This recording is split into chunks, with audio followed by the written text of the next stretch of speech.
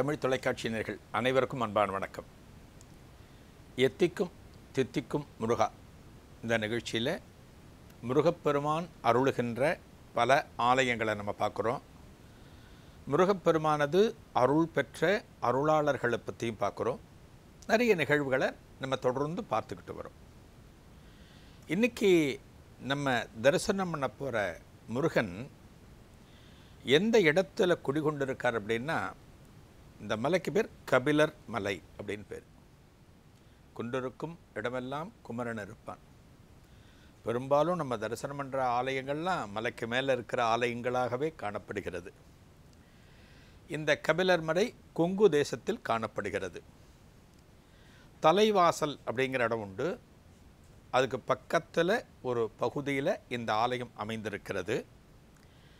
இந்த கபிலர் மலையானது பரமத்தி வேலூரிலிருந்து சுமார் 7 கிலோமீட்டர் தொலைவில் இருக்குது. நாமக்கல்லேருந்து பார்த்திங்கன்னா சுமார் ஒரு 24 கிலோமீட்டர் தொலைவில் இருக்குது. கபிலர் மலை அப்படின்னு பேர். இந்த மலைக்கு மேலே பார்த்திங்கன்னா முருகப்பெருமான் அருளுகின்ற திருக்கோலம் ஒரு தண்டாயுதபாணி வடிவத்தில் காணப்படுகிறது. நம்ம தண்டாயுதபாணி பழனியில் பார்த்துருக்கோம். அதே போன்ற திருக்கோலத்தில் இந்த ஆலயத்தில் முருகப்பெருமான் காணப்படுகிறான். இந்த ஆலயத்தில் இந்த மலைக்கு பேர் கபிலர் மலை அப்படின்னு சொன்னேன். என்ன காரணத்தினால கபிலர் மலை? எல்லாவற்றுக்கும் ஒரு காரணம் உண்டு. அந்த காலத்தில் கபிலர் அப்படிங்கிற ஒரு முனிவர் வாழ்ந்திருக்கிறார். சங்க இலக்கியங்களில் இந்த கபிலரை பற்றி பல தகவல்கள் குறிப்பிடப்பட்டிருக்கின்றன. இந்த கபிலர் என்ன பண்ணியிருக்கார்? இந்த கபிலர் மலை சொல்கிறோம் பார்த்தீங்களா, இந்த மலைக்கு மேல் உச்சியில் பார்த்திங்கன்னா உச்சி பிள்ளையார் அப்படின்னு ஒரு பிள்ளையார் உண்டு. நம்ம உடனே திருச்சி ஞாபகம் நம்ம அத்தனை பேருக்கும் வரும். மலைக்கோட்டையில் உச்சி பிள்ளையார் அப்படின்னு மலைக்கு மேலே இருக்கக்கூடிய பிள்ளையாருக்கு உச்சி பிள்ளையார்னு பேர். இந்த மலைக்கு கீழே பார்த்திங்கன்னா அடிவாரத்தில் மாணிக்க விநாயகர்னு ஒரு விநாயகர், நடுப்புற படியேறி கொஞ்சம் தூரம் போனோம் அப்படின்னா தாயுமான சுவாமி அப்படின்னு ஒரு இறைவன். இந்த ஆலயத்தை நம்ம திருச்சியில் பார்த்துருக்கோம். திருச்சியில் எப்படி மலைக்கோட்டை காணப்படுகிறதோ அதே போல் அந்த பிள்ளையாருக்கு பக்கத்தில் தென்புறத்தில் ஒரு காலத்தில் ஒரு பாறையின் மேல் அமர்ந்து இந்த கபில முனிவர் தவம் செய்கிறார். அப்போ முருகன் கிடையாது. பல மகரிஷிகள் பல மகான்கள் யாத்திரையாக வருகின்ற காலத்தில் பல சம்பவங்கள் இதுபோல் நிகழ்ந்திருக்கின்றன. அதாவது முருகப்பெருமானுடைய தரிசனம் வேண்டி ஒரு இடத்துல தவம் செய்கிறது, சிவபெருமானுடைய தரிசனம் வேண்டி ஒரு இடத்துல தவம் செய்கிறது, இதுபோல் நிறைய நம்ம பார்த்துருக்கோம். இந்த இடத்துல கபில முனிவர் தவம் செய்கிற போது, வேள்விகள் செய்கிற போது ரொம்ப வருஷங்கள் பல காலங்கள் அந்த மலைக்கு மேலே எல்லாவற்றையும் செய்து கொண்டிருக்கிறார். அப்படி செய்கிற போது தான் ஒரு நாளைக்கு அவருக்கு முருகப்பெருமான் தரிசனம் கொடுக்கிறார். எப்படி கொடுக்குறான்? சுயம்பு வடிவத்தில் முருகப்பெருமான் கொடுக்கிறான். முருகப்பெருமானது தரிசனத்தில் திளைத்த கபில முனிவர் என்ன பண்ணுறார்? அந்த முருகப்பெருமானை பல காலம் வணங்குகிறார். அதன் பிறகு அந்த முருகப்பெருமானுக்கு ஒரு ஆலயம் வேண்டும் என்பதற்காக அந்த முருகப்பெருமானையே இந்த மலைக்கு மேலே பிரதிஷ்டை பண்ணுறார். இப்போ உங்களுக்கு புரிஞ்சிருக்கும் இந்த கபிலர் மலையில் முருகப்பெருமான் எப்படி குடிகொண்டிருக்கிறார் அப்படின்னா, கபில முனிவருக்கு திருக்காட்சி கொடுத்து சுயம்பு வடிவமாக இந்த முருகப்பெருமான் இந்த மலைக்கு மேலே குடிகொண்டிருக்கிறார். கபிலர் மலை அவர் தவம் செய்த காரணத்தினால கபிலர் மலைன்னு பார்த்தோம்.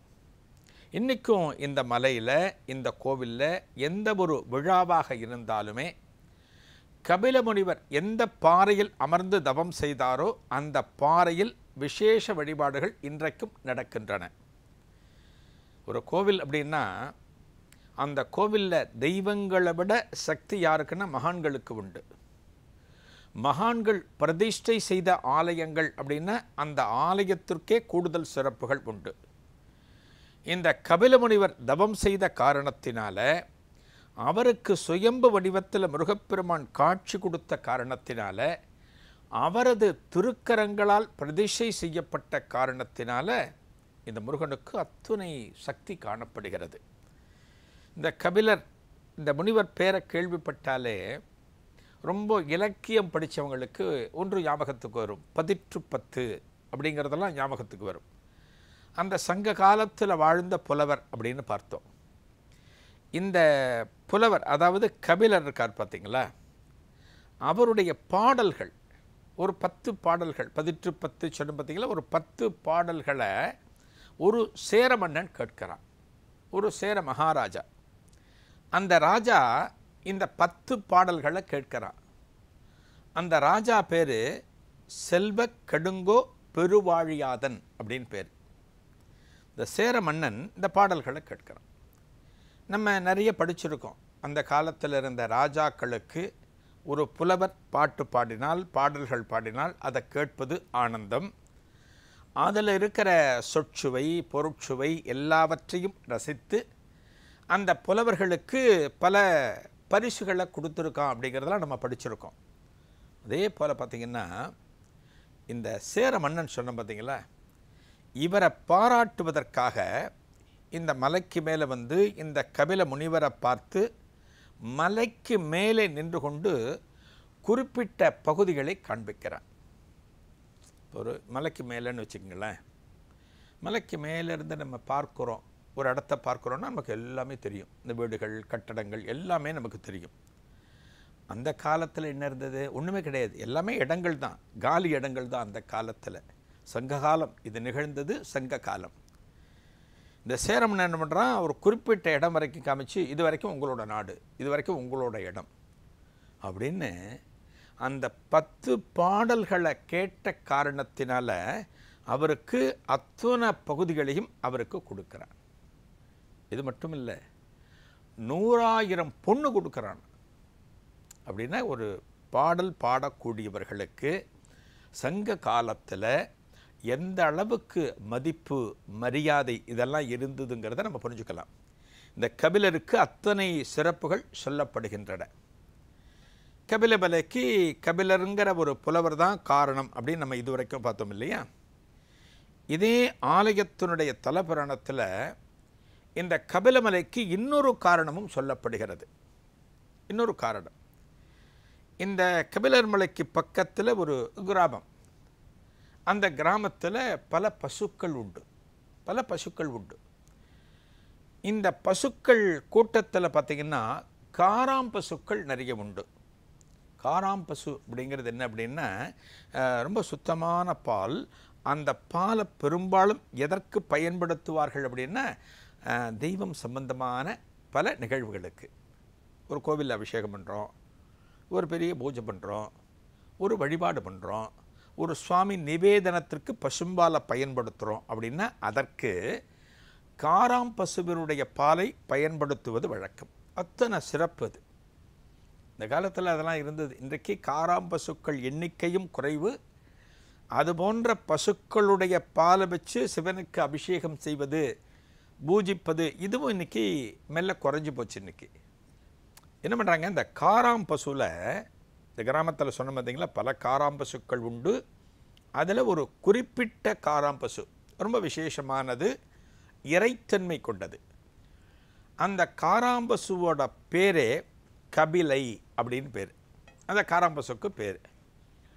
அந்த கபிலை என்ன பண்ணித்தான், இந்த கிராமத்தில் இருக்கின்ற காலத்தில் கபிலை தினமும் மேய்ச்சலுக்கு போகும். ஒரு பசு அப்படின்னா ஒரு ஆடு மாடு இதெல்லாம் என்ன ஆகும்னா மேய்ச்சலுக்கு அந்த காலத்தில் விடுவாங்க.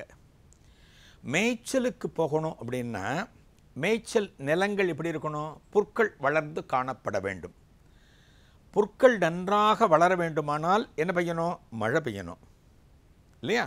மழை பெஞ்சாதான் விளைச்சல் நல்லா இருக்கும், அந்த புல்லை பசுவானது சாப்பிடும்.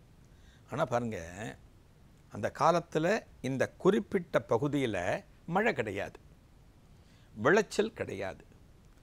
அந்த புல் வளரக்கூடிய இடங்கள் அத்தனையும் காய்ந்து கருகி போச்சு, புல்லே கிடையாது அந்த இடத்துல.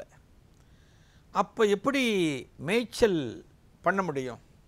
ஒரு பசுவோ ஒரு மாடோ வேறு ஒரு ஆடோ எப்படி மேய்ச்சலுக்கு கூட்டிகிட்டு போக முடியும்? மேய்ச்சலுக்கு போக முடியல.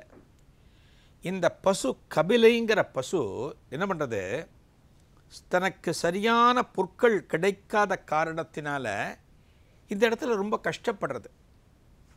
நம்ம சொல்லுவோம் இல்லையா, பசி, பஞ்சம், பட்டினி அப்படின்னு சொல்லுவோம். திடீரென்று பல காலங்களுக்கு முன்னால் பார்த்தோம் அப்படின்னா சில ஊர்கள் அதுபோல் நிகழும். மழை பெய்யாது, பயிர்கள் விளையாது, ஏரி குளங்கள் அத்தனையும் வறண்டு விடும், விவசாயம் கிடையாது. அந்த காலத்தில் பிரதான தொழில் அப்படின்னா விவசாயம். அந்த விவசாயம் இல்லாத காரணத்தினால, அனைத்தும் வற்றிப்போன காரணத்தினால, அந்த பஞ்சத்தினால உயிரிழப்புகள் ஏற்படும். இப்போ சாப்பிடவே முடியலன்னா என்ன பண்ண முடியும்? சாப்பிட்றதுக்கு ஒன்றும் கிடைக்கல. ஒரு 2 நாள் தாங்க முடியும். ஒரு 3ஆவது நாள் ஆரம்பித்தோம் அப்படின்னா ஒன்றும் பண்ண முடியாது, உடம்பில் பிராணன் இருக்காது. அதனால் என்ன பண்ணுதான், இந்த பசு, இந்த காராம் பசு, கபிலைங்கிற பசு இந்த ஊரிலிருந்து இன்னொரு ஊருக்கு இடம் பெயர்கிறது. வேறு ஒரு ஊருக்கு போகிறது. மேய்ச்சல் எங்கேயானு இருக்குமோ அந்த இடத்துல நம்ம சாப்பிட்டு வாழலான்னு போகிறது. பக்கத்தில் ஒரு ஊருக்கு போகிறதான். அந்த ஊரில் பார்த்திங்கன்னா இந்த பசு மேய்கிற போது அந்த கிராமத்தில், இது கபிலர் மலைக்கு பக்கத்தில் இதெல்லாம் நடக்கிறது. அதுக்கு பக்கத்தில் பார்த்திங்கன்னா ஒரு வனத்திலிருந்து ஒரு புலி இரை தேடி வருகிறதா. அந்த புலிக்கு ஏதோ பசி, ஆகாரம் தேடி வருகிறது. அந்த புலி வருகிற போது இந்த பசு அந்த புலியோட கண்ணில் படுறது. என்ன பண்ணும், பசியோடு இருக்கிற புலி என்ன பண்ணும், ஒரு பசுவை பார்த்தாச்சுன்னா அடித்து சாப்பிட்டுடும். அந்த பசு மேலே பாய்கிற போது என்னவோ அந்த புலிக்கு இது இறைத்தன்மை மிக்க பசு, இது இறைவனுடைய அருளை பெற்றது அப்படின்னு அந்த புலிக்கு தோன்றுகிறதா. என்ன காரணம்னா, இந்த கபிலைங்கிற பசுவோட பால் இறைவனுக்கு பயன்படுகிறது. காராம் பசுன்னு சொன்னேன். அந்த புலி என்ன பண்ணுறதா, இந்த பசுவை சாப்பிட்றதுக்கு விருப்பம் இல்லாமல் அந்த பசுக்கிட்ட சொல்கிறதான், எனக்கு பசியாக இருக்கிறது, உன்னை சாப்பிடணும்னு நான் நினைக்கிறேன், ஆனாலும் உன்னை சாப்பிடணும்னு தோணலை, இறைவன் ஏதோ எனக்கு உன்னை சாப்பிடக்கூடாதுன்னு எனக்கு உத்தரவிடுகிறான் அப்படின்னு சொல்லி அந்த புலி என்ன பண்ணுது, பசுவை விடுவிக்கிறது. அந்த பசு என்ன பண்ணுறதா, அந்த மலையோட அடிவாரத்தில் அன்றைய தினம் வாழ்ந்து அடுத்த நாள் அதிகாலை சிவனுடைய திருவடிகளை அடைந்து விடுகிறதாம். அதனால் இந்த கபிலைங்கிற பசுவை வச்சு இந்த மலைக்கு பேர் கபிலர் மலை, கபிலை மலை அப்படின்னு சொல்லி கபிலர் மலை வந்ததாகவும் சொல்வார்கள். இது இன்னொரு காரணம். இந்த ஊருக்கு என்ன சொல்லுவாங்க, கபிலக்குறிச்சி அப்படின்னும் பேர் சொல்லுவாங்க. கபிலர் வாழ்ந்த காரணத்தினாலும் கபிலை அப்படிங்கிற பசுவின் காரணத்தினாலையும் இந்த ஊருக்கு பேர் கபிலக்குறிச்சி அப்படிங்கிற பேரும் உண்டு. ஒரு முருகன் ஆலயம் அப்படின்னாலே பெரும்பாலும் நீங்கள் கொங்கு மண்டலத்தில் பார்த்தீங்கன்னா தண்டாயுதபாணி கோலம் தான் அதிகமாக இருக்கும். என்ன காரணம், பழனி அங்கே இருக்குது. பழனிக்கு முருகப்பெருமான் செல்கின்ற அந்த காலத்தில் முருகப்பெருமான் போகிறார் இல்லையா, கைலாயத்திலிருந்து பழனிக்கு போகிறார் இல்லையா, அப்படி போகிற போது பல இடங்களில் ஓய்வெடுத்தார் அப்படின்னு நம்ம பார்க்குறோம். அதனால் இங்கே பெரும்பாலான கோவில்களை பார்த்திங்கன்னா தண்டாயுதபாணி திருக்கோலம் தான் காணப்படும். இந்த ஆலயத்தில் பழனியைப் போலவே பங்குனி உத்திரம் அத்தனை விசேஷம், வெகு சிறப்பாக கொண்டாடப்படுகிறது. இந்த பக்கத்தில் இருக்கிற ஆலயங்களில் அருகில் இருக்கக்கூடிய மக்கள் அத்தனை பேருமே இந்த கபிலர் மலை முருகப்பெருமானை கொண்டாடுகிறார்கள். நாளைய எத்திக்கும் தித்திக்கும் முருகா நிகழ்ச்சியில் புதிய அனுபவத்தை காணலாம். நன்றி, வணக்கம்.